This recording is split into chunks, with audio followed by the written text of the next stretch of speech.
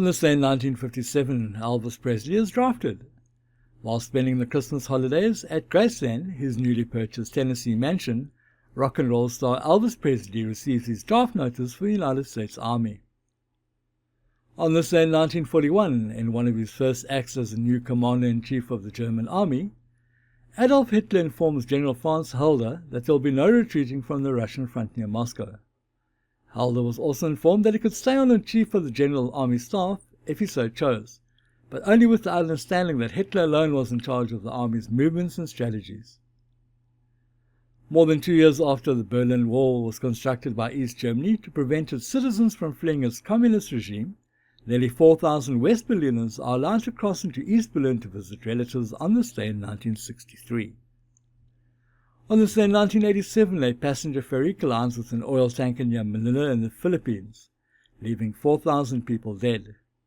The ferry, the Dona Paz, was severely overcrowded, carrying more than twice its stated capacity, and nearly everyone on board was killed. On this day in 1989, the United States invades Panama in an attempt to overthrow military dictator Manuel Noriega, who had been indicted in the United States on drug trafficking charges and was accused of suppressing democracy in Panama and endangering U.S. nationals. Noriega's Panamanian Defense Force were promptly crushed, forcing the dictator to seek asylum with the Vatican nuncio in Panama City, where he surrendered on January 3, 1990. On this day in 1995, during a brief military ceremony in Sarajevo in Bosnia-Herzegovina, French General Bernard Xavier, head of the United Nations Peacekeeping Force, formally transfers military authority in Bosnia to U.S. Admiral Leighton Smith, commander of the North Atlantic Treaty Organization or NATO forces in southern Europe. Respected stage actress Jenny Agutter was born on this day in 1952. As a teen, she appeared in the 1970 film The Railway Children and will be remembered for a role in the sci-fi movie Logan's Run.